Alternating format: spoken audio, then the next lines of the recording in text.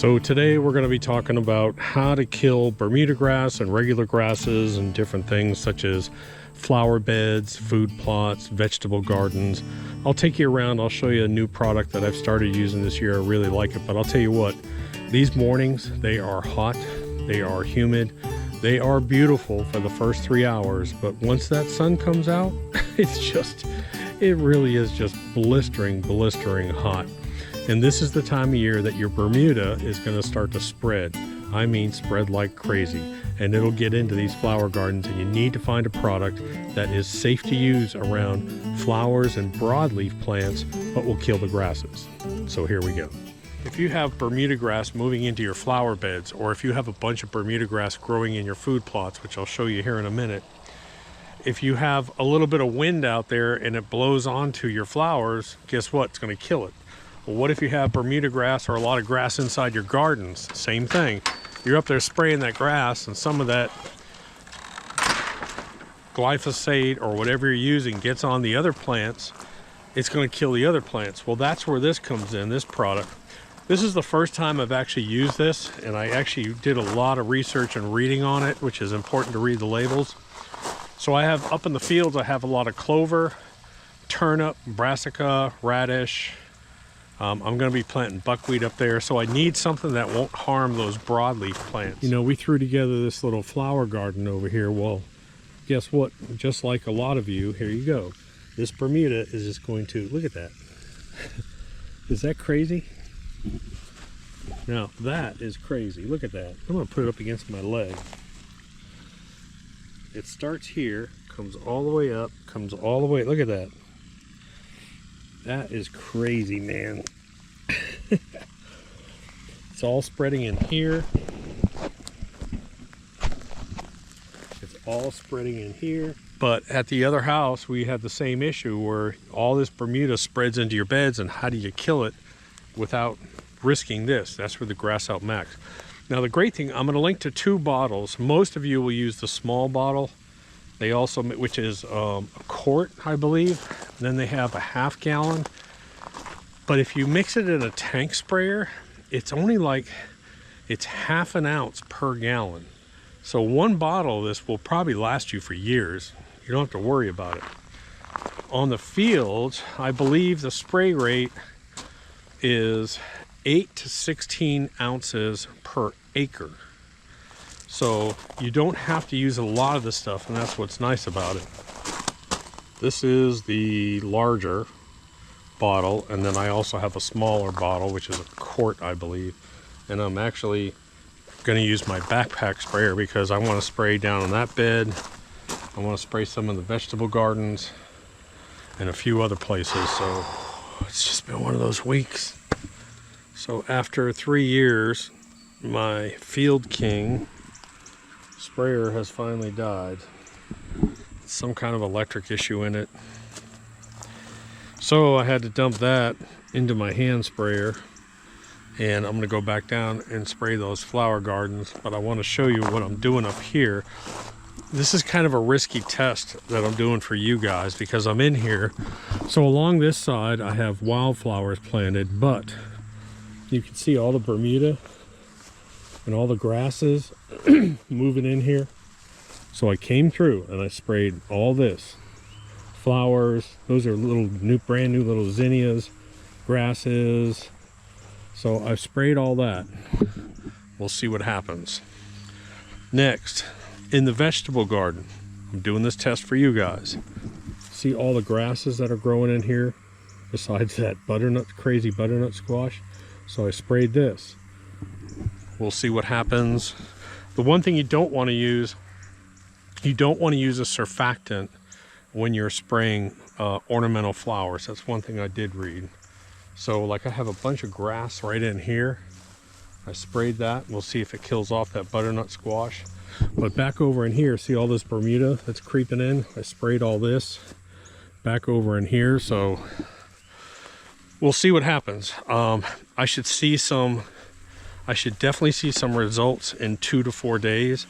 More importantly, I will monitor the results of the companion plants, broadleafs, and vegetables Even though the label says, I always like to test it for you guys. Put my crap at risk rather than you doing it. But I want to show you this backfield over here. And then I'll show you this new chicken escape hatch, anti-escape hatch, I guess we should call it. Not an escape hatch, anti. So a couple of you are pretty smart. You said, Doc, what happened to your orchard? Let me give you the short version. We planted this once. Beetles, fungus, deer moved in. I found some trees on sale, dirt cheap, so we tore it up and replanted. And then this year, beetles moved in, heavy saturating rains, we had some fungus move. I got so tired of dealing with it. And to be honest, it's such a small return for the amount of acreage that we're using up here. And this is a this is a important piece of land on my property. And let me explain why. Number one, it's actually kind of humped shaped. Water runs off of here real well. It's right next to the garden. I actually, with the skid steer, I cut a hidden driveway through the woods to my other driveway. There's our new backup well, 600-foot backup well. And there is a power meter right here in the barn. We have two power meters, one for the house and one for the barn. So what does that tell you? That tells you that if I wanted to build something here, I could. And that's kind of, in the back of my mind, I'm sort of looking at this going, man, this is such a pretty little spot back here. But I've got water, I've got power, I've got perfect land, nice and flat. I've got access via a driveway over here. I could actually build something over here. What I'd love to build is I'd love to find, if prices come down, I'd love to find like a little, a log cabin, a small 1-bedroom, 1-bath log cabin, and put that up here. Wouldn't that be cool? What a nice guest house. I have that other cabin, which really I'm using that more so for studio and for work. This could actually be more this could be more so for guests. And man, talk about secluded and private. You look out in the morning, you see all this, you have the deer coming through. Man, it'd be really nice.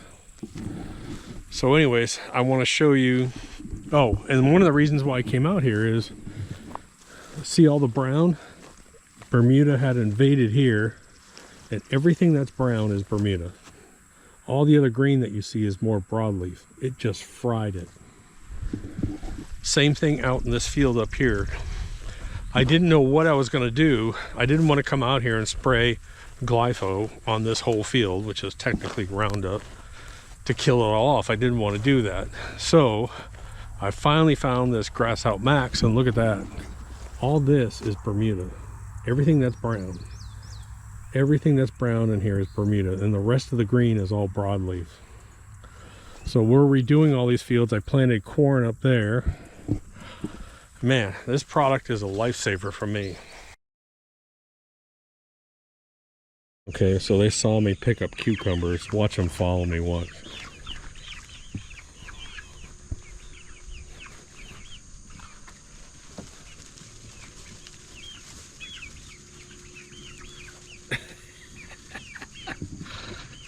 They're crazy, dude. So here is, let me get rid of this trash bag real quick. You girls calm down, please. Oh my gosh, they're so impatient. I have a big pile of scrap lumber, and the problem is when I open that door, I've got two chickens, I call them Houdinis. They kind of want to try and run out, and I got to kick them, and I'm tired of kicking my chickens. One of them got their foot stuck in the door when it slammed the other day too. So my neighbor over here, she's actually going to take care of my chickens while I go away in September. And I didn't want her having to worry about a chicken running around here and her chasing it. So I just threw together some, I dug one hole. This is one of those old 1797 tobacco barn beams I had left over. Some old fence slats. I just threw together some stuff. And if I need to put some chicken wire on the inside, I can. But I kind of like the, it looks like kind of like a pig trough. I had a gate hinge, extra gate hinge, so I used an extra gate hinge, self-closing. And so now what I can do, if I want to too, I can actually get some metal trash cans and do some storage here of, you know, treats and food and whatever. So when she comes over, it's all right here for her, and she doesn't have to worry about the doors open, chickens are going to come out. So that worked out well. So I got a funny story for you related to viewer comments. Some people just want to make comments and they're stupid. Synthetic fertilizers are killing the world. Really? Well, go watch my video that debunks that myth. With over 100 studies ranging 130 years, what's the impact of synthetic fertilizers on soils and microbes? It's actually a 15% increase. Can you believe that? Wow, really, Doc? Yep. There's not a laboratory in the world that can tell the difference between a nitrogen molecule that comes from an organic source or a synthetic source. It's about the salts. Nope. I discussed that in the video too. Incorrect. Watch it. That's a good video to watch. All right. Here we go.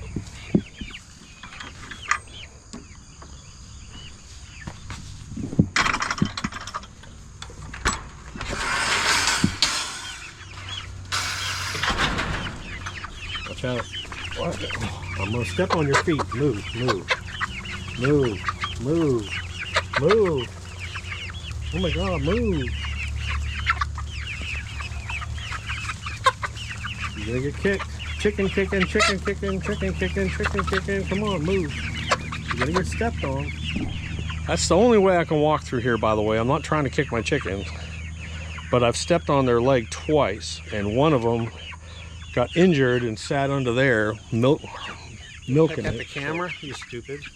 All right, calm down. Oh my gosh. Here we go. Ready? 1, 2, 3. Here.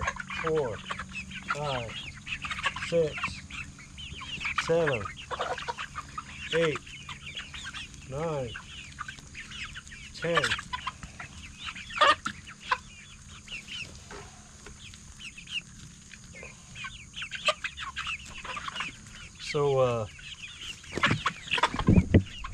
So if you didn't know, John is a silkie, and silkies are basically wimps. They won't get in here. They won't get in here and fight with these other chickens, so I stop it. So I'll actually hand feed John. Someone said, why are you naming your chickens? I don't. I just named John. That's it. John's the only one that's got a name. Here, over here, over here. There's plenty more over here.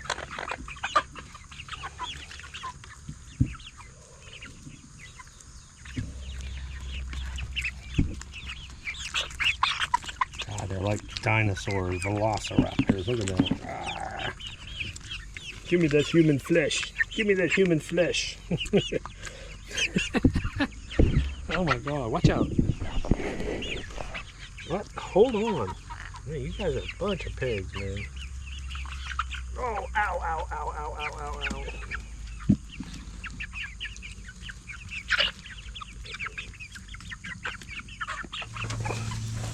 So I've got some scrap wire. This is all built out of just scrap pile junk. But I've got some of this scrap wire that was going to get thrown away, and I'm just going to staple the wire up on here, and surprisingly it fits perfectly. So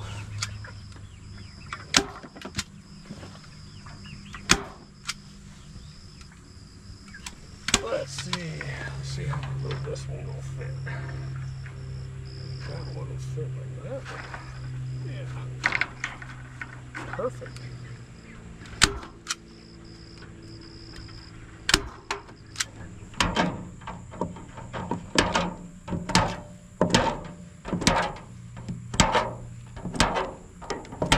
All right, so that's all done. Again, this is, chickens aren't out here all the time. There's no, I'm not trying to prevent anything from coming in, just if one of them happens to get out here, they can't escape. Texting and driving. I should go write him a ticket. So it's the next morning. I've been up and I took a look at the flowers. I took a look at the vegetables. I don't see any impact on them yet, but I'm gonna wait probably about 3 or 4 days and see how everything went. I have tested this up in the fields with phenomenal results. Absolutely zero impact on all my broadleaf clovers, radishes, all that kind of stuff. Read the label on this. It'll list exactly what it works with, and it's almost everything. but how to apply it, the rates to apply it. They say if you're going to apply it up on certain fields that you need to use a surfactant, but they say don't use a surfactant when you're doing stuff like ornamentals. I don't use a surfactant. I really didn't use a surfactant. I'm about to, we're actually on the next day, and I'm about to come out here on this yard, and I'm about to do a seeding of common Bermuda, and I covered that in my last video. I got a brand new scarifier. I'll put that up on video. I'll show you that. So anyways, thanks for watching. Give me a thumbs up. I don't know, whatever, it doesn't matter. Thanks, Doc.